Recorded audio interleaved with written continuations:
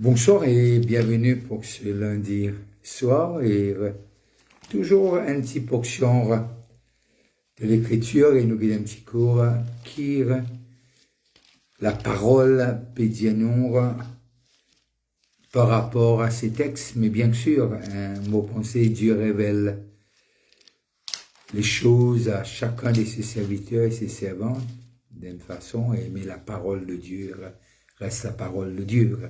Et mon envie saluer ceux qui sont connectés localement et ceux qui sont connectés de l'étranger. Et pour texte, moi j'ai envie de prendre Genèse, le chapitre 3 et le verset 7. Et puis le verset 21. Genèse 3, 7 et 21. Les yeux de l'un et de l'autre, il parlait d'Adam et d'Ève, les yeux de l'un et de l'autre s'ouvrirent. Ils connurent qu'ils étaient nus et ayant conçu des feuilles de figuier, ayant cousu des feuilles de figuier, ils s'en firent des ceintures. Je reprends le verset. Ils dirent, les yeux de l'un et de l'autre s'ouvrirent, ils connurent qu'ils étaient nus et ayant cousu des feuilles de figuier, ils s'en firent des ceintures. Et le verset 21. L'Éternel Dieu fit à Adam et à sa femme des habits de peau. Et il les a revêtis. Que Dieu bénisse la lecture de sa parole.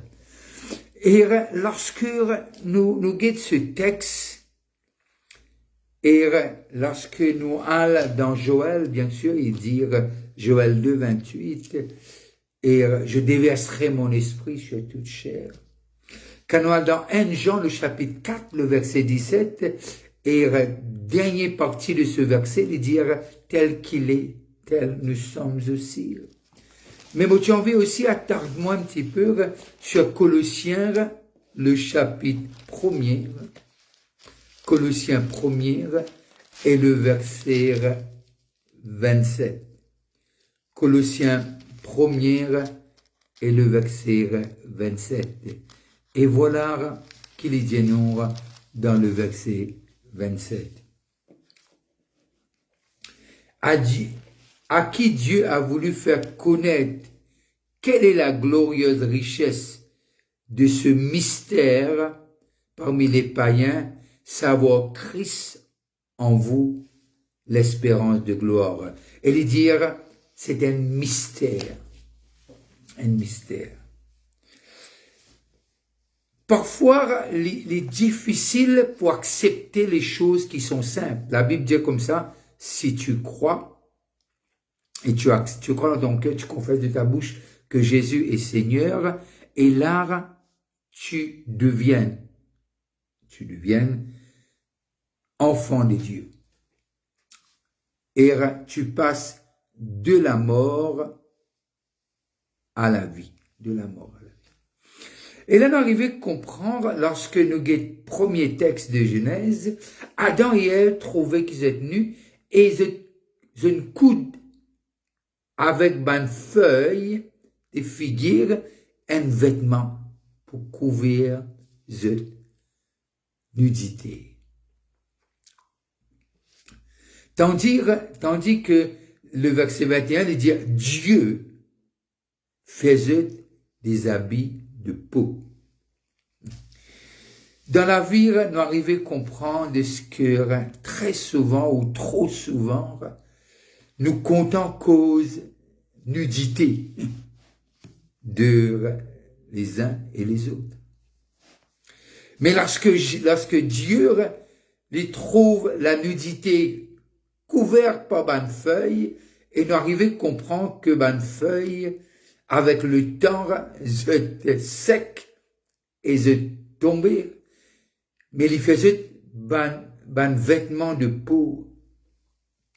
Et là, ce qui est intéressant dans Genèse, le chapitre 3, est entre cet habit de feuilles et cet habit de peau, il y a quelque chose. Et il y a la promesse de la rédemption dans le verset 15. Je mettrai l'inimitié entre toi et la femme, entre ta postérité et sa postérité.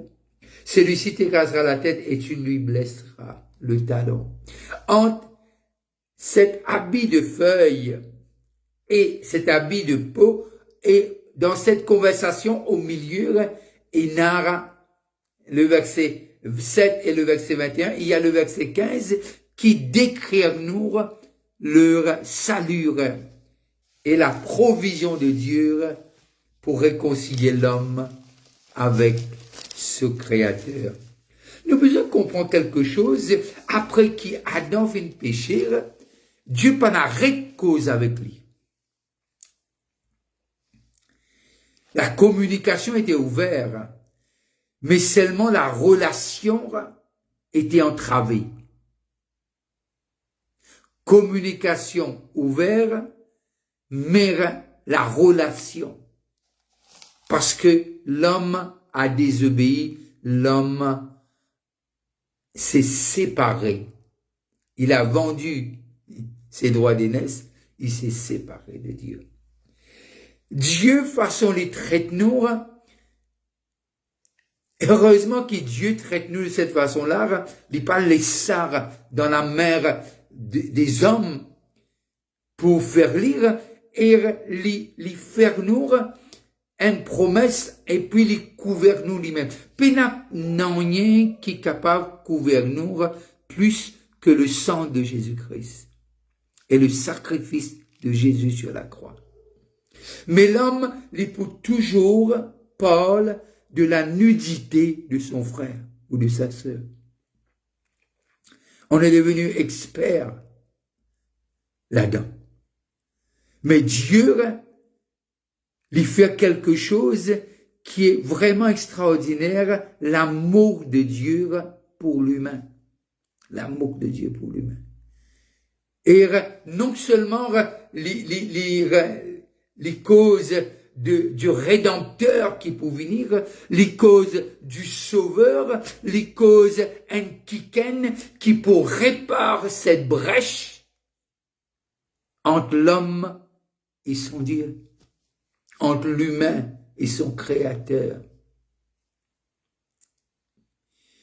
Et parce que pourquoi le diable il a envie d'attaquer l'homme? Parce que l'homme était créé à l'image de Dieu. À l'image de Dieu. Alors, nous arrivons à comprendre ce que Dieu, son amour est immense. À un tel point qu'il arrive un moment, lorsque nous arrivons dans Joël, et 800 ans avant l'arrivée du Saint-Esprit, et il dit, il peut déverser l'Esprit. Et lorsque les causes avant Colossiens, il dit, c'est un mystère. Christ en nous, l'espérance de gloire. Toi qui peux écouter nous, toi peut-être qui est connecté, Dieu, c'est que le diable a une pensée pour faire, il pensait que Dieu n'était pas au courant et que Dieu allait laisser l'homme à lui-même. Un aveugle, pas capable de diriger un aveugle. L'homme, pas capable de diriger l'homme. C'est pour cela qu'il fait besoin d'un deuxième Adam qui vient. Les restos, à travers la croix, les restos, les payent le prix, parce que les dit, si tu manges, tu mort. Alors l'homme, bizarre mort. Les besoins, au fait, restent vraiment séparés avec son créateur. Mais le deuxième Adam, les restaure, les paye le prix, et qu'il fait, il dit, maintenant, c'est fait.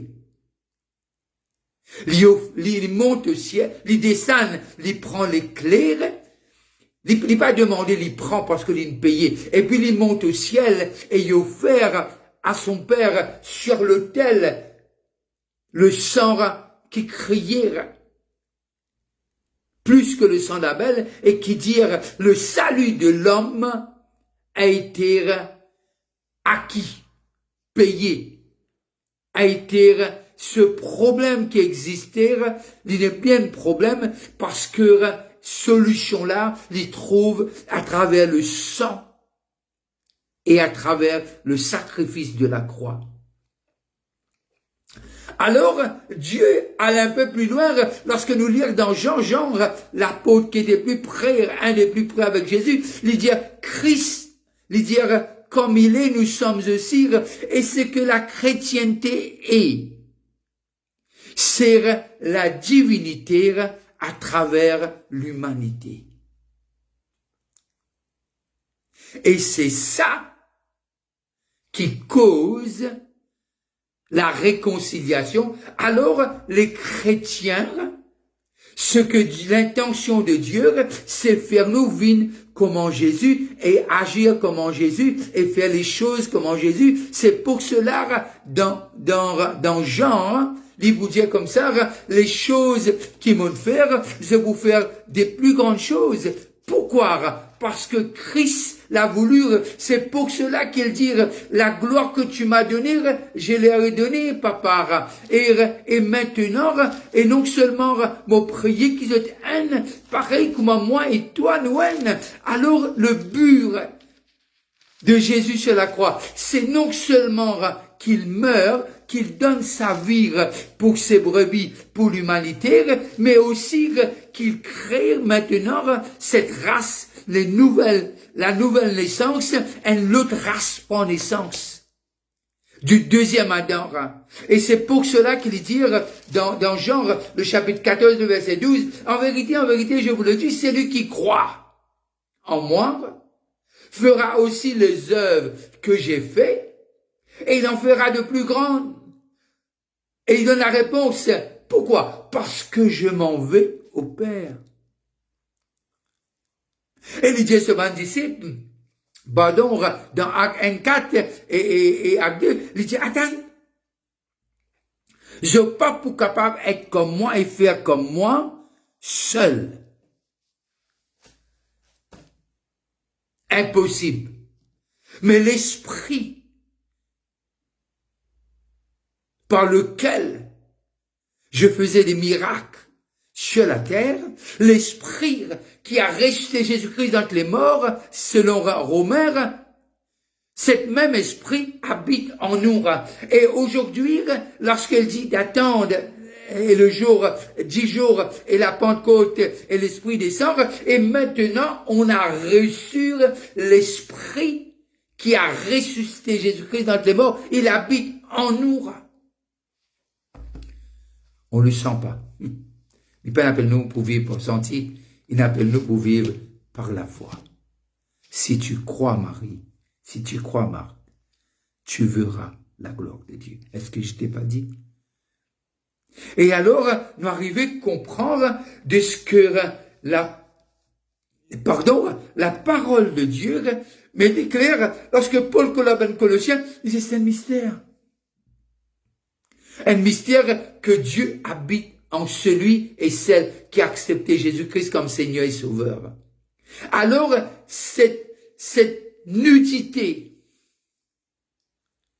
à cause du péché, couvert par l'homme, par des feuilles de figuier, et Dieu dira, non, c'est pas approprié, laisse-moi me couvrir toi.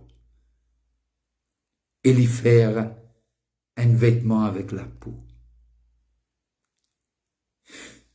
Aujourd'hui, le prix de notre nudité, de notre péché, de notre manquement a été payé par la croix.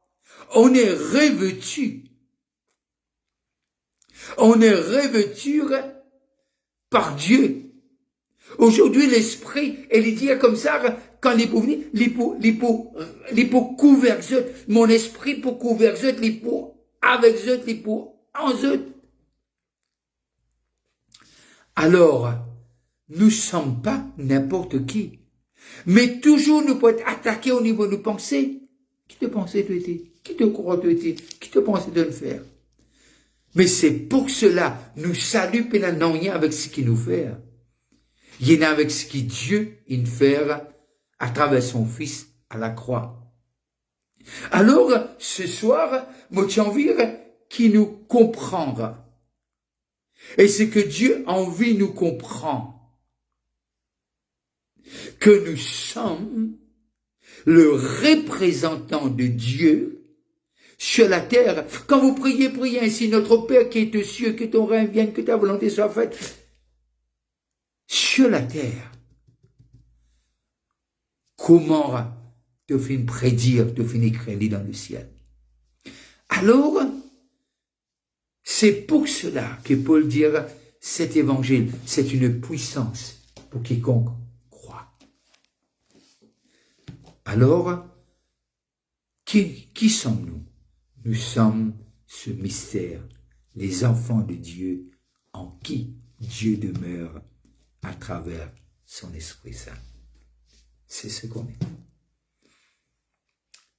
Et mon penser, plus vite que le corps de Christ connaît qui était, il n'est pas attardé sur ce vêtement de figuier et connaîtra un vêtement blanc qui plate à nous.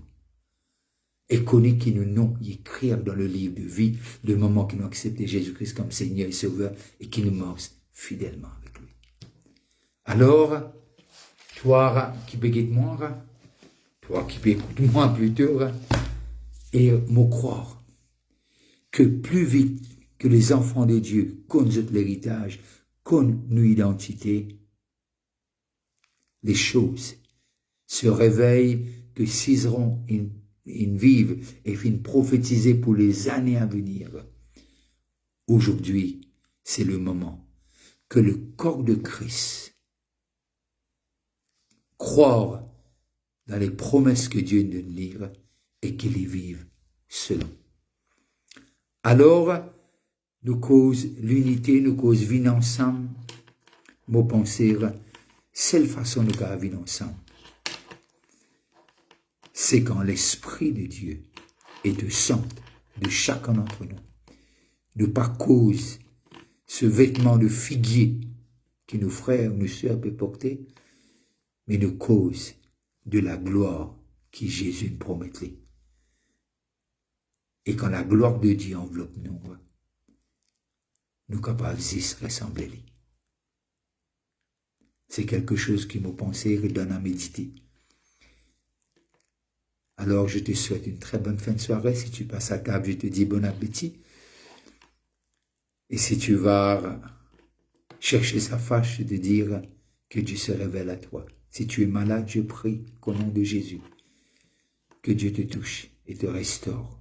Parce qu'il a, le même jour qu'il a payé pour nos péchés, le même jour, il a payé pour nos maladies. Passe une très bonne fin de soirée. Restez connectés. On se voit dimanche. Jeudi à 7h et dimanche. On se voit à 10h du matin. Alors, très bonne fin de soirée et c'est que tu es spécial et unique pour ton Dieu et qu'il t'aime. Il va t'aimer demain. Il t'aimera pour toujours. Bye bye et bonne soirée.